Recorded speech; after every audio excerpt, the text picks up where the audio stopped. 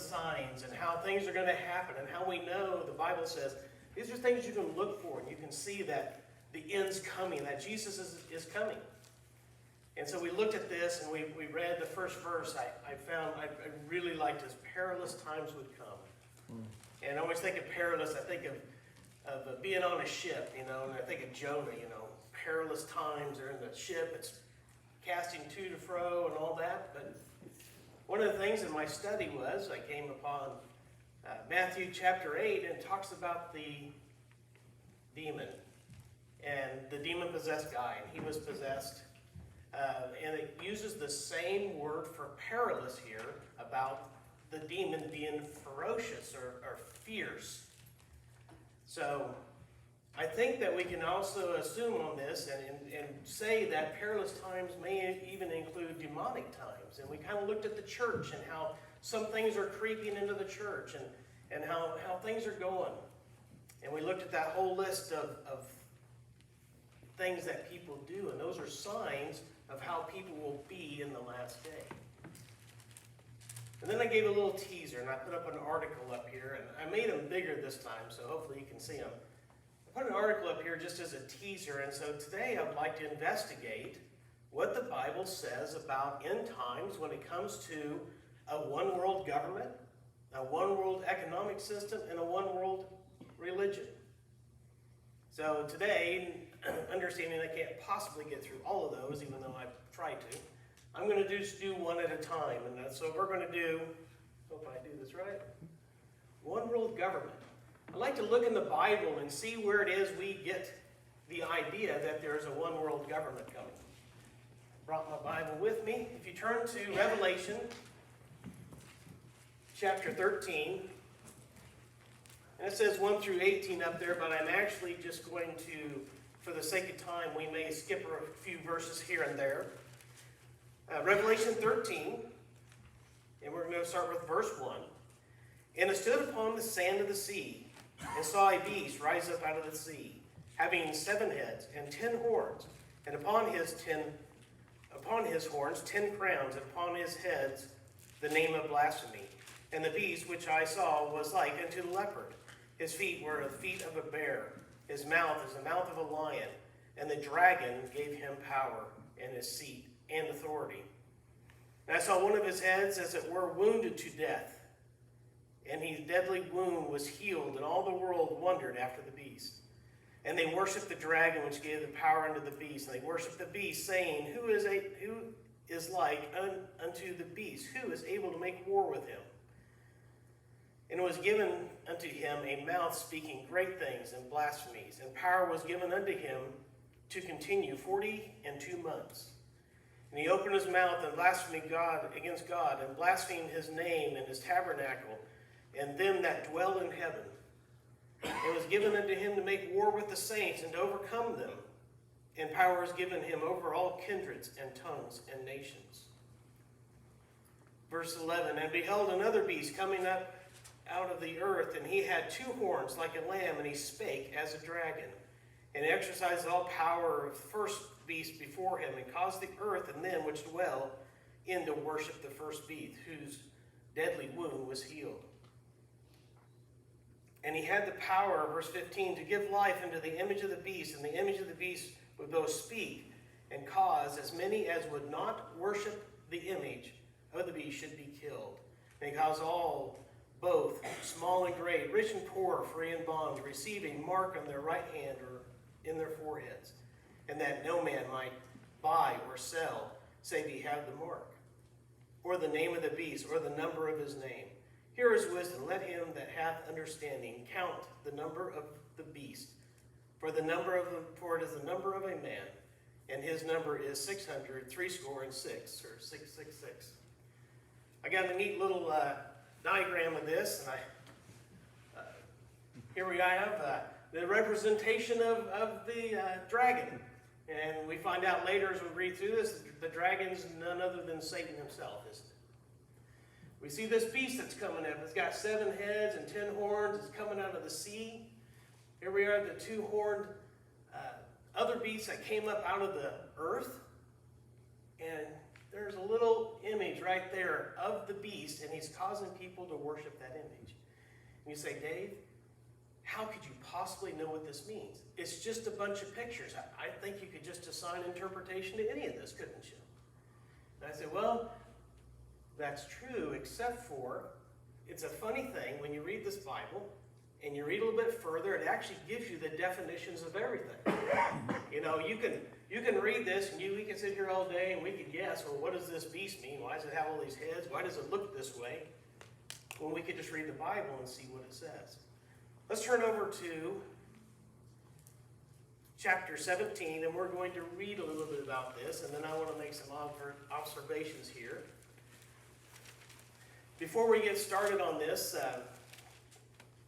all of these things take place in a place called Babylon, and many people have tried to figure out where is Babylon. It doesn't exactly say exactly where is Babylon.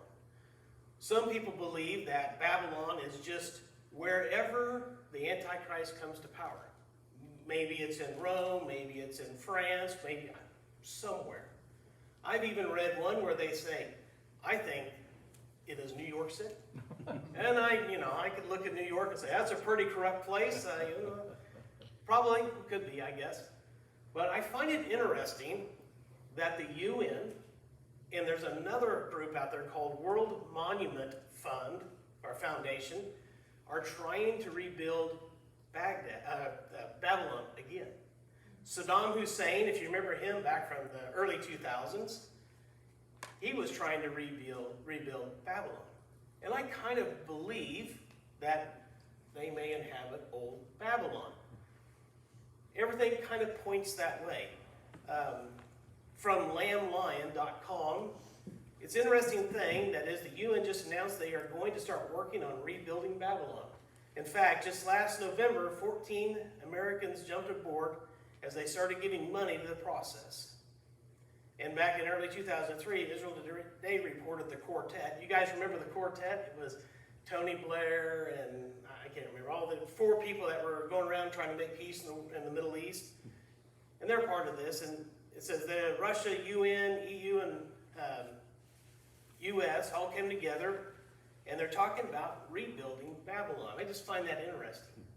But what I find more interesting is there was 3 guys, and I don't know if you recognize their names, Hananiah, Mishael, and Azariah. You remember those guys? You might know them as Shadrach, Meshach, and Abednego. I hate using those names because that was the ones that were forced on them by Babylon, by Nebuchadnezzar, right? But it's interesting. Remember, Nebuchadnezzar had a dream, didn't he? And that dream involved an image. And Nebuchadnezzar decided to make a statue of that image. And what were those 3 boys in Babylon refusing to do? Worship the image of Nebuchadnezzar, right? And I find it odd in here, or consequential, that it says in here that if you don't worship the image of the beast, you will be killed. It's kind of just poetic, maybe planned in advance. So let's turn over to Revelation chapter 17, and we're going to just read a few verses here, and hopefully this still gives me plenty of time. Verse 7 is where we're going to start. And the angel said unto me, Wherefore dost thou marvel? I will tell thee the mystery of the woman, and we didn't cover the woman, we'll cover that in another time. And the beast that came with her, which had 7 heads and 10 horns. The beast that thou sawest was and is not, and shall ascend out of the bottomless pit, and go into perdition, or destruction, causing destruction. And they that dwell on the earth shall wonder, whose names are not written in the book of life from the foundation of the world, when they beheld the beast that was and is not and yet is. And there is a mind that hath wisdom, 7 heads or 7 mountains, which on the woman sitteth. And these are the 7 kings. 5 have fallen. One is, and the other is not yet come. And when he cometh, he must continue for a short space. And the beast that was, is not, even is the 8th, and is of the 7, and goeth into perdition. And the 10 horns which thou sawest are 10 kings, which have received no kingdom as yet, but receive power as a king 1 hour with the beast. These have one mind, and they shall give their power and strength unto the beast. And they shall make war with the Lamb, and the Lamb shall overcome them. For he is the Lord of lords and the King of kings. And they that are with him are called the chosen and faithful. And he said unto me, the waters which thou sawest, where the horse sitteth, are peoples, multitudes, nations, and tongues. So we have a picture here. We have a little bit more of a definition of what's going on. We understand that the waters are nations and peoples, and usually when it says that, it's not talking about Israel. It's talking about the Gentile nations in specific. So the beast is going to come out of this water, and this water represents the Gentile nation. A lot of people will say that this goes back to, and we're going to look at this here in just a second, but this is going to be the reformation of the Roman Empire. Remember the Roman Empire back when Jesus was alive. We saw that the 7 heads account for 7 kings. 5 of them have fallen. 1 is, and 1 has yet to come. And then the beast will have the 8th global empire. So we can see how this is all coming together, how this shows you these 10 kings that are going to come, these horns, are going to be given their own kingdom, and then they're going to give that kingdom to the beast. And we see a one world government out of this. We see the beast being over everything. But who are these kings? We talked about 7 different kings. If we turn over to Daniel chapter 2, we're going to look at this. And we talked a little bit about this statue. We talked about how Hananiah, Mishael, and Azariah would not bend and bow down to this. And what happened? Nebuchadnezzar threw him in the fiery furnace. In fact, he heated it 7 times, which is also another interesting idea. When you refine something, you refine it 7 times. And what did he find in the midst of the furnace? Not 3 people, but 4. Daniel 2, we're going to go to verse 31 and 33. Now remember, Daniel and his cohorts were abducted from Israel. Babylon came in and they took the first group of people back with them to Babylon. And what they took was the brightest, the smartest, the best of the best. And they tried to put them in their collective. And Daniel and his friends were among the smartest. And they were actually with the wise men of Babylon. And the king has this dream, remember? And he's telling his court, oh, I need to have the definition of the dream. Tell me what this dream means. And they said to him, well, tell us the dream and we'll give you a definition. And what did Nebuchadnezzar say? I forgot the dream. But it still bothers me. You know, if he had remembered that dream and he had told his wise men what the dream was, they would have given him a false interpretation. It's interesting how God has a plan for everything. All I can see when I'm looking through this is I see God's plan, I see God's control, God's in control. So they couldn't figure it out. And Nebuchadnezzar says, you know, if you guys can't figure this up, I'm going to chop you up and feed you to the fishes. You guys are worthless. Daniel finds out this is going on, and he prays to God, and God answers his prayer and gives him the dream and the interpretation. And this is the dream. He sees this statue in his dream. He says in verse 31, Thou, O king, sawest and beheld a great image. This great image, whose brightness was excellent, stood before thee, and the form thereof was terrible. The image's head was of fine gold, and his breast and arms of silver, his belly and his thighs of brass, and his legs of iron, and his feet were part iron and clay. If we read a little bit further, and I don't have time to do this, we find out that God tells Daniel that the head of gold is Babylon. It is the king himself. Read a little further in there in chapter 7, and he starts telling you what actual nations go to this. They used to say that Daniel couldn't have been written when it was written because it was so accurate. And they said, oh, it's a book that came after all this stuff. You know what book they found in the Dead Sea Scroll jar? A book of Daniel. And that was 100 BC, that scrolls that they found. So this is an old book, and it actually it told you it was going to be Rome before it was Rome. It's just amazing. Read the book of Daniel. And I'll put in a shameless plug for FBI class. This semester, and like I told Joyce last time, this semester coming up in August, we're going to be studying Revelation completely through. And we're going to be studying Daniel completely through at the same time. And you can see right now I'm going back and forth between Daniel and Revelation. They kind of need each other to be able to interpret each other. So if you've ever wanted to come, Jane came to one of ours, and he came into one of our last ones, and he is going super fast, trying to squeeze all this in before the test. So come to the first one. It's a lot slower, laid back. You'll learn so much. It'll probably be the second or third week in August. I'll let you know as I get closer to that. And you're welcome to come sit in one. You don't have to pay to sit on the first one or two, and you can join after that if you would like. So, anyway, we see that the head is Babylon, and we see that the silver, 2 arms, is the Medo and Persian Empire that comes after Babylon. And it's interesting that it's 2 arms for 2 nations. 1 arm comes in and takes control, and the stronger arm takes over and becomes the actual leader, which would be Persia. So Medes take over, and then Persia dominates everything. If you look in Daniel, it talks about a bear limping on one side. It's pretty accurate. The next one is the Grecian Empire, and that's Alexander the Great. And he's always pictured as a leopard. Did you notice that the beast we're talking about has a leopard body and bare feet? You see how all that's coming together now? They said leopard because Alexander the Great took the world by storm, fast, very fast. And then we have the legs of iron. That's Rome. And what's interesting is Rome split into 2 different powers, the Northern Roman Empire and the Southern Roman Empire.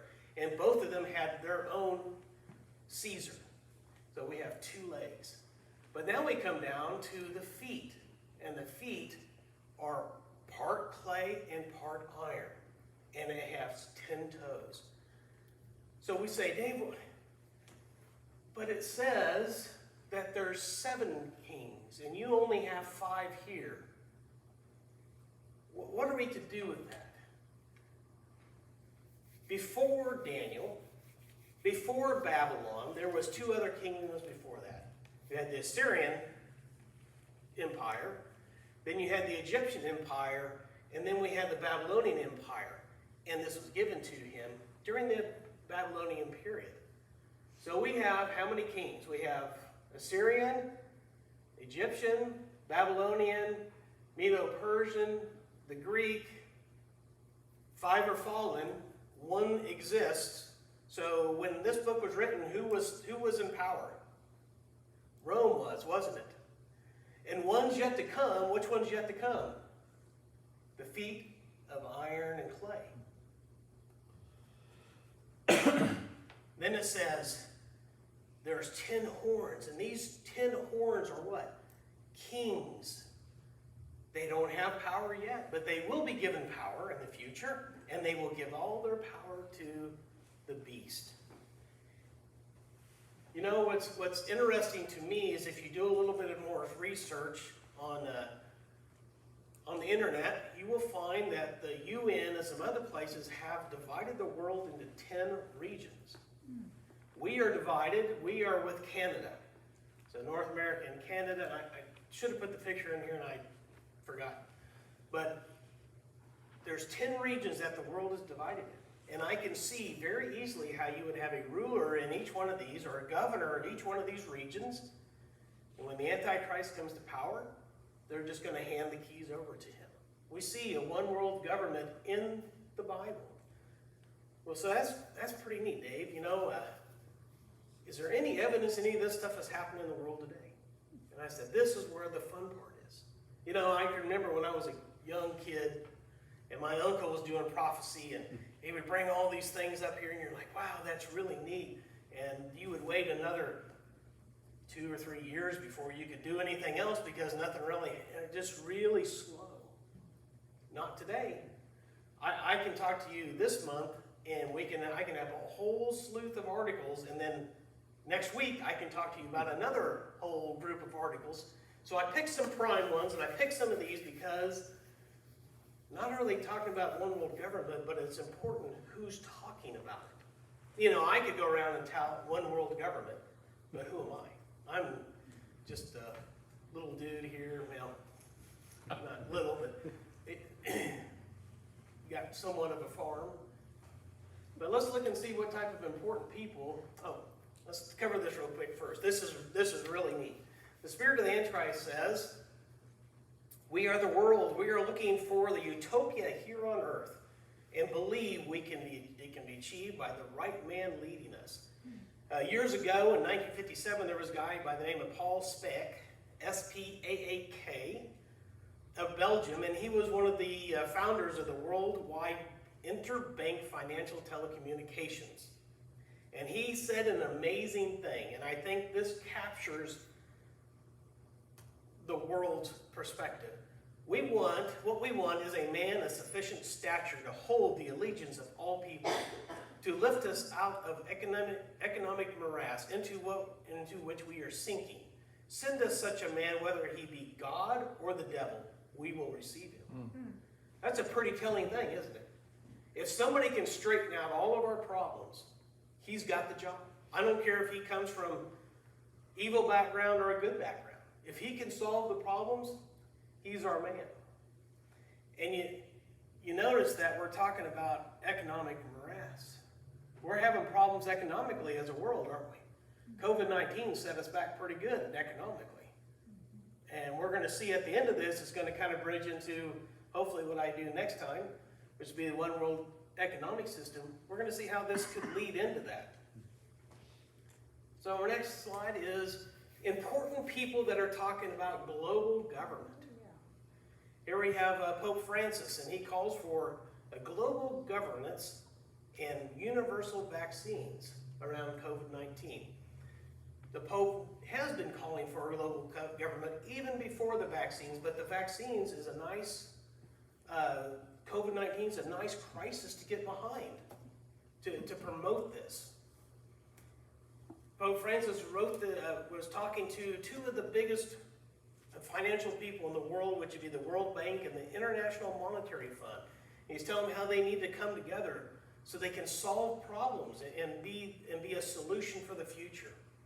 He says, there remains an urgent need for a global plan that can create new and regenerate existing institutions, particularly those of global governance, and help to build a new network of international relations for advancing integral human development of all peoples.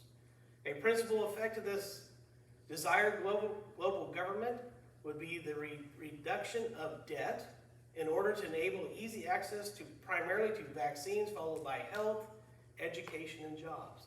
So here's the Pope, and he's presenting something that sounds really good. We need to come together as a world. You've heard this before. A world crisis takes a world response. We need to come together as a world to fight this world problem. But I have a question. Who is Pope Francis? What does he stand for? Oh yeah, we know he's a pope. We've had several popes before him that I can remember. I've had popes for years, but that I can pull to conscious memory. But he's a very unique pope. Did you know that he's the first Jesuit pope? You say, Dave, what is a Jesuit? I've heard that term, but I'm really not sure what that is. The Society of Jesus, more commonly known as the Jesuits, is a society within Roman Catholic Church that was founded by Ignatius of Loyola and instituted by Pope Paul III. The Jesuit Society demands 4 vows of its members: poverty, chastity, obedience to Christ, and obedience to the Pope. The purpose of the Jesuits is to propagation of the Catholic faith by any means possible. Within their vows, a total obedience to the Pope and strict military-style training, the Jesuits became feared across Europe as the stormtroopers of the Catholic Church. They led armies which recaptured large areas for the Roman Catholic Church. They were very instrumental in something we know as the Spanish Inquisition. Remember that fiasco. But here we have the strong arm, if you will, is now in control. No longer is this group taking orders, they are now giving orders. Ecumenicalism. And we've talked about this before. We have a one world, in all of the Christians together make the church. We're a global entity, but he's calling for something more than that. He's wanting to bring all of the religions together in a movement promoting cooperation and unity among religious groups. This is beyond the church universal, all that the possessing Christians that are part of a worldwide church or body, but the religions, including atheists, are all children of God. He's trying to bring in all of the religions into one group. It almost sounds like he's vying for something else too, a one world religion. Contradicts traditional Catholic teachings. You know, this Pope teaches there is no hell. This Pope teaches that atheists can be saved too. Did you know that if you were an atheist, as long as you were a good atheist, and you followed your atheism, you're still a child of God and you're going to go to heaven. Acceptance of homosexuals. They asked him about this, about it, and he says, well, who am I to judge? I'm not to judge that. He says the church is obsessed with social issues like abortion and gay marriage. I know I've talked to several friends of mine that are Catholic, and not every Catholic's happy with him because he's going against classic Catholicism. He's also involved in climate change and overpopulation. One of the things that I find very interesting, and I'm going to read a little bit of this here, he invited a guy by the name of Paul Ehrlich to come and speak to the Pontifical Academy of Sciences. And this guy is a person that's looking for sustainable development. And one of the ways they're going to reach this is through population control. And this is what this gentleman said. And remember, he's teaching at the Catholic University. He says, in extending his invitation to Ehrlich and the other population control advocates, this Pope's Vatican goes further evidence embracing environmental, economic, and population control positions.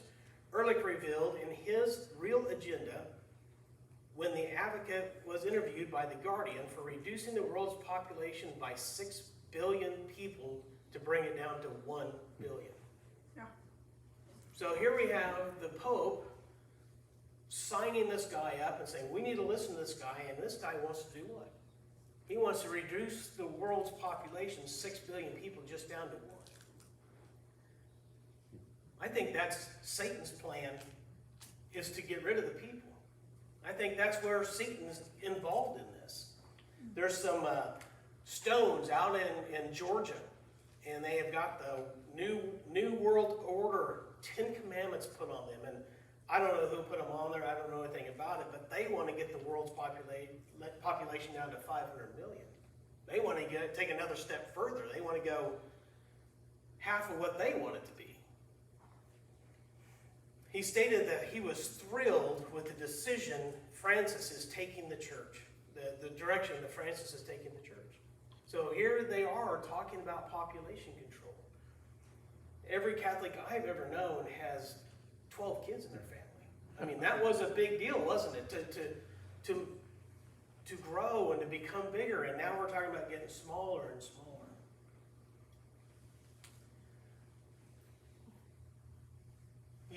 He's into communism. He said, well, Dave, what's so bad about communism? Can't we come together and, everybody just take what they need and we'll do work here and everybody shares and everybody's equal?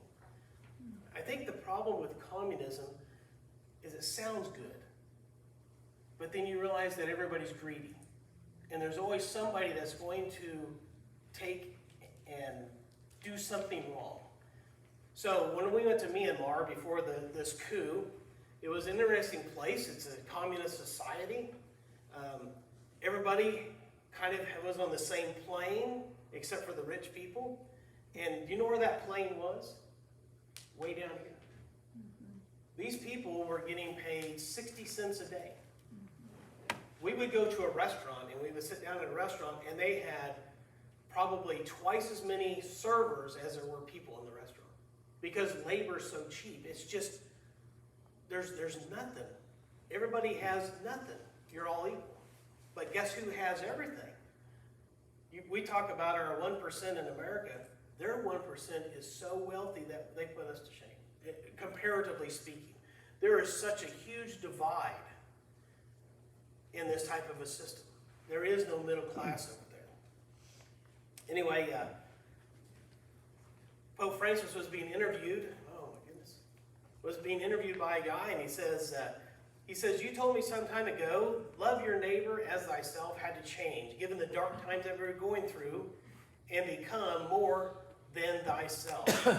He says, it has been said, this you know, the program of Marxist socialism and then of communism. Are you thinking that Marxist is a type of society? So the reporter's asking Pope Francis this question, and the Pope responds, it has been said many times, and my response has always been, if anything, it is the communists who think like Christians. You say, well, I don't understand what you mean. Well, there's a point, we help each other out. We looked back in the book of Acts, and they sold their stuff, and they were helping each other out, but they weren't living in a communist society. Christ spoke of the society where the poor and the weak and the marginalized have to have the right to decide. Not demagogues, not Barabbases, but the people, the poor, whether they have faith in a transient God or not, it is they who must help achieve equality and freedom. You know what I see missing from that whole statement? Anything about God, the gospel. We were just talking about making everybody on the same level. Communism promotes one worldism, doesn't it? One person at the top. Here's a guy, we'll try to move along.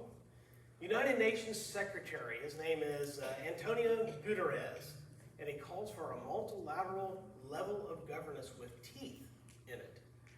What he wants to do is he wants to come up with some new laws that give the UN's army the ability to go in and do things to you if you don't agree with them, or if they write a law that you're going to have to follow. Right now, we're protected by our Constitution. Our Constitution says we're not under any of that stuff out there.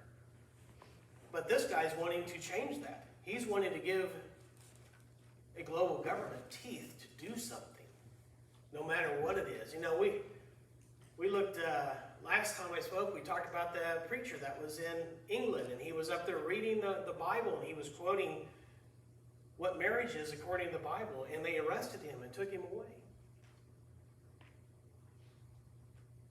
We also know that the UN has a lot of troops out there right now.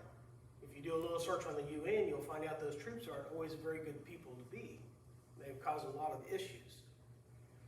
My next guy, Tony Blair, calls for stronger World Health Organization and more global government.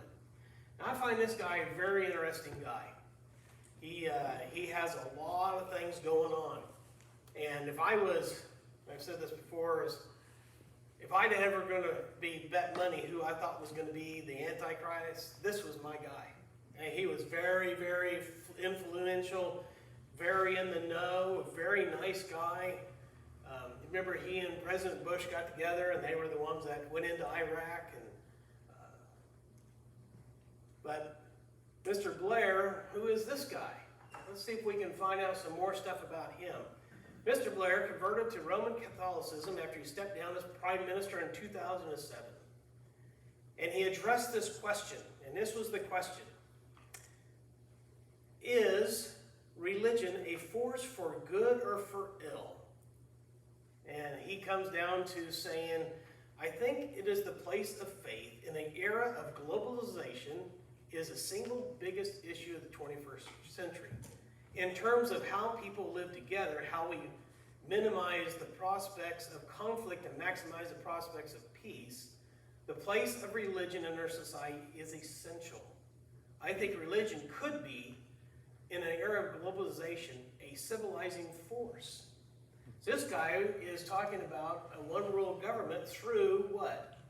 A one world religion. He is part of a group called the Fabian Society. I don't know if you guys have ever heard of the Fabian Society.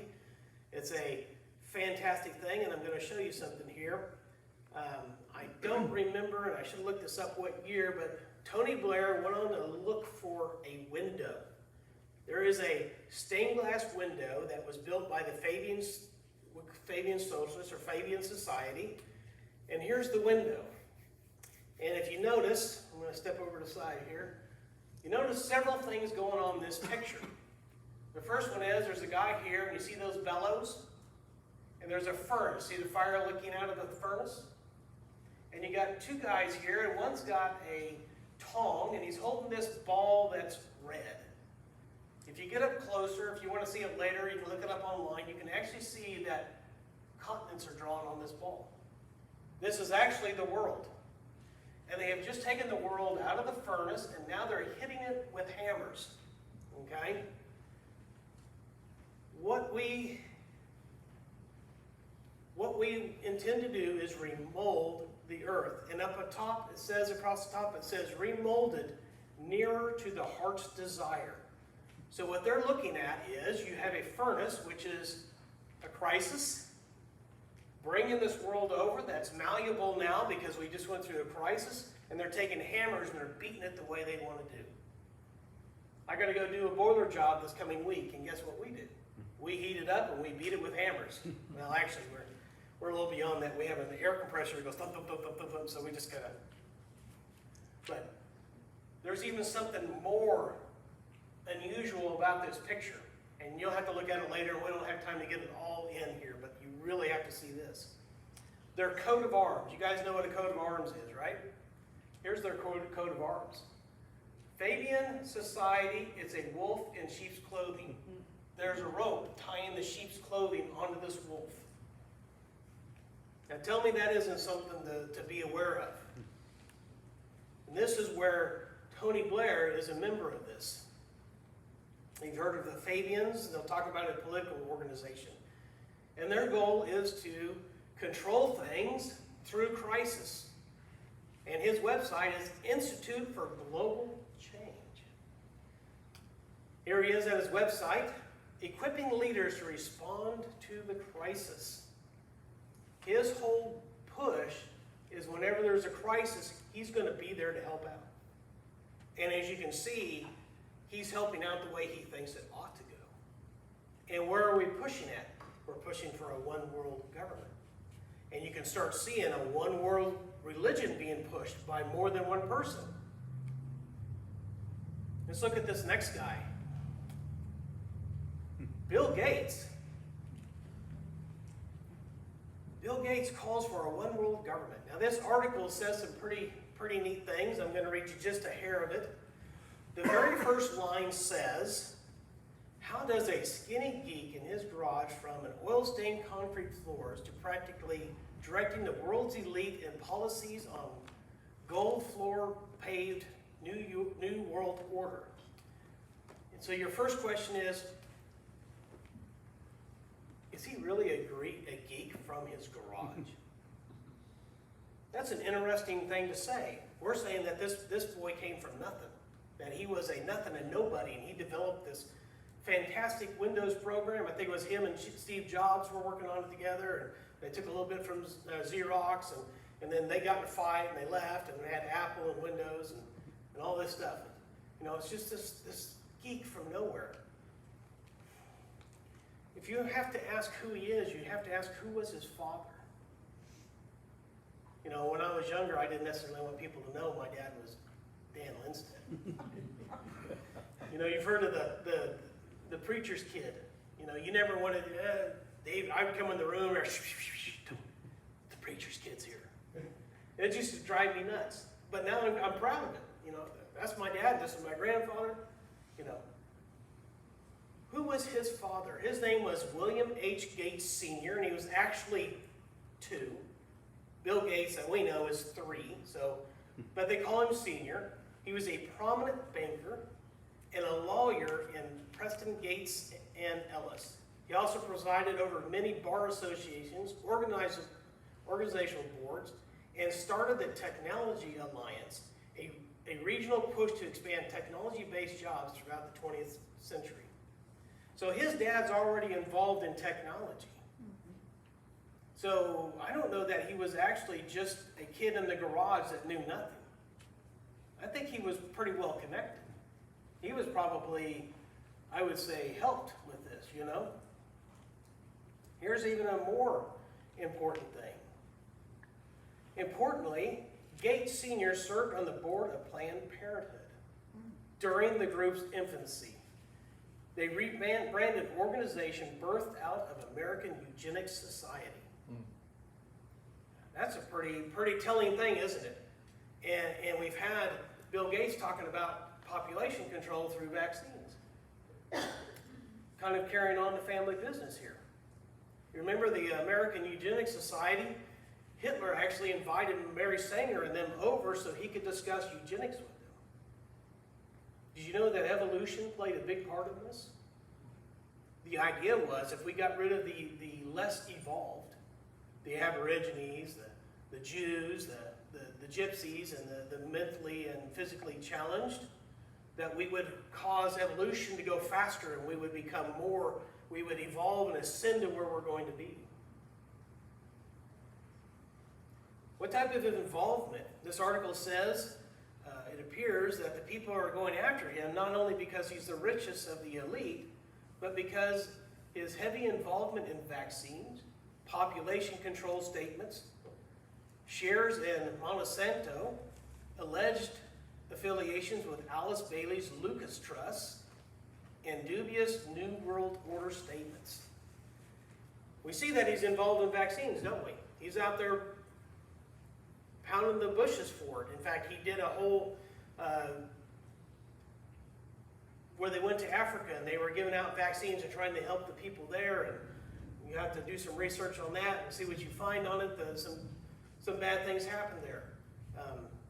He's also involved in population control statements. You can find them all over the internet. And some of them will be fact-checked and some of them will not. And you just kind of have to do your own research and see what you come on that. Monsanto, that's a different thing. You know what that is? That's Roundup. Roundup has a big lawsuit against them right now. Glyphosate is the active ingredient.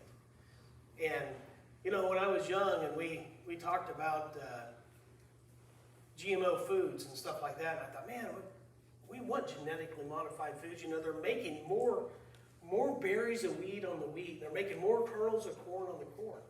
But that's not what that really means. You know what that means? You know what genetically modified means? Roundup won't kill it. So the farmer can now go out and spray Roundup all over his whole field, kills everything but the crop. They say, well, isn't that bad for humans? We don't want to eat food with Roundup in it. Oh, well, Roundup works a different way in the plant, and it just goes in and out of people. Well, they're finding out that's not really a true statement. So here he is involved in this, and for your information, Bill Gates now owns over 242,000 acres of farmland.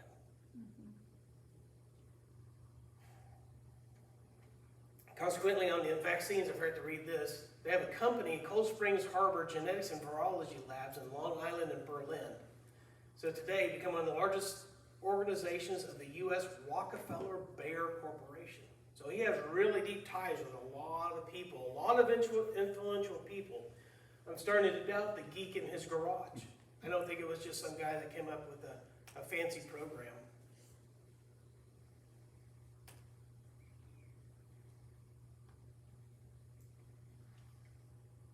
The Lucas Trust.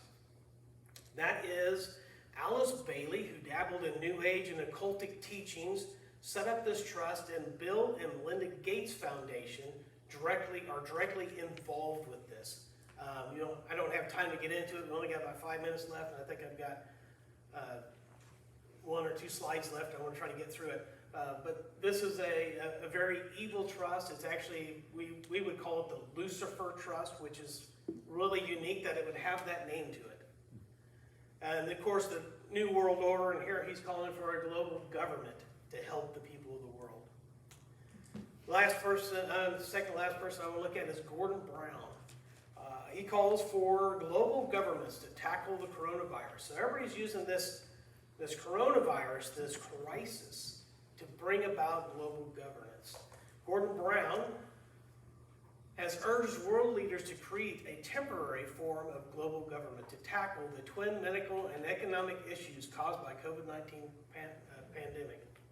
So here he is, he's calling for global government to tackle medical and to tackle economics. We're already sinking, aren't we? We owe a lot of money. We've been giving a lot of people a lot of money. He was the Prime Minister of the United Kingdom from 2007 to 2010, and from 1997 to 2007, he was the Chancellor of the Exchequer, a globalist, and how he can direct the meets globalism and how it can be directed to meet the interests of working people. He has been as one of the defining themes of Gordon's life and politics. He was a special envoy for global education, and he works closely with key partners to galvanize support for the new international financing facility for education. This guy is also a big guy. He comes from the UK, and he's pushing for a global government and a global education. Then we come here to, I guess I pushed the right button. United Nations. United Nations says on their own website, United Nations wants a one world government within 10 years. They have a new document entitled Transforming Our World, the 2030 Agenda for Sustainable Development. This document has 91 numbered sections of the UN's program for world government. It only referenced once in the entire document in Article 9. The first document was only mentioned once in Article 19. Unlike the original mother document that was under 1,900 words, this document is 14,883 words. The 91 items are addressing issues under 5 headings of people, planet, prosperity, peace, and partnership. Additionally, the document provides 17 sustainable development goals to improve life on the planet. Here they are wanting to pull everything into one world government to solve our problems. We chatted just for a second about economic, one world economy. And I'm going to give you a teaser article like I did last time. And this is not even really an article. You've heard people talk about the Great Reset. And oh no, that's conspiracy. That's not a real thing. This is from World Economic Forum. If you go to their website, you can see this. They are planning for a Great Reset. There is an urgent need for global stakeholders. That means everybody.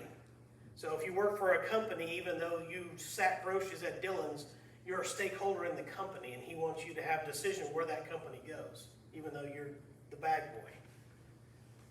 To cooperate in simultaneously managing and directing the consequences of this COVID-19 crisis. They have a mission about what's going on. What is this COVID-19? The COVID-19 crisis and the political, economic, and social disruptions it has caused is fundamentally changing the traditional context of decision-making. The inconsistencies, the inaccuracies, and contradictions of multiple systems, from health and finance to energy and education. We see that today, don't we? I went into Walmart. It used to be you go into Walmart and you couldn't find an empty hole on the shelf unless they had everything pulled down and they were rebuilding, putting new product in. I don't know how many times I walk through Walmart and I see actual holes on the shelf. We have problems that we're not back to full capacity of producing things. What is the opportunity for this? is, as we enter this unique window of opportunity to shape the recovery, here we are talking, remember the Fabian Society, they're wanting to shape through crisis, to shape the recovery. This initiative will offer insights to help inform all those determining the future state of global relations and direct national economies and priorities of societies, the nature of business models and management of global commons, drawing from the vision of vast expertise of leaders engaged across the forum's communities. The Great Reset Initiative has a set of dimension to build a new social contract that honors dignity of every human being. Here we have a group that's actually talking about doing a global reset. We need to come together as one government, and then we can forgive everybody's debt, and we can start over. That just sounds beautiful, doesn't it? It doesn't really work that way. And I'm out of time. I got one slide left, and I want to get to that. But next time I speak, we'll get into a little bit of this one world economy. The main thing to remember on this is God is in control. Amen. We look through the scripture, we see where man's headed. We already know this. God already knew the kingdoms, the empires before they even came. God is in control. Nothing is a surprise to God. God knows everything is going to happen. And one of my favorite quotes, and I just put it up here, and I don't even know who said it. He says, one day it occurred to me that nothing occurs to God. God doesn't have a weakness. He knows everything. He knows what's going to happen. God knows every single sin you have and will commit. And guess what? He paid the price for them all. God is good, and everything that happens is for good. Look at these people here. You look at Joseph, and what was he? He was sold into slavery, and he ended up being second in charge in Egypt at a time and place that God needed him. He said to his brothers, you meant it for evil. God meant it for good. Paul in prison. His second time he's in prison, it wasn't so nice. It wasn't like the first time where he was under house arrest and people could come and go. Now he's actually in the dungeon. What's interesting is who did he win to Christ? The house of Caesar. Remember in that letter he says, say hi to us from the house of Caesar. Jesus' crucifixion. The devil thought he won. You know that people were rejoicing when he was put to death, only to find out that he rose again. This was victory, wasn't it? God is in control. God loves you, and he sent his son to pay for your sins. God is waiting with open arms for you. Trust God. He loves you, and all will work out for good to those that love him. Father, thank you for this day. We can come together and study these things and look at them and be aware of what's going on in the world and be able to witness to people. Let us be salt and light as we go out through the world, that you would give us the words to say and the courage we need to talk to others about this subject. I ask you to bless us as we go out through the week. In Jesus' name, amen.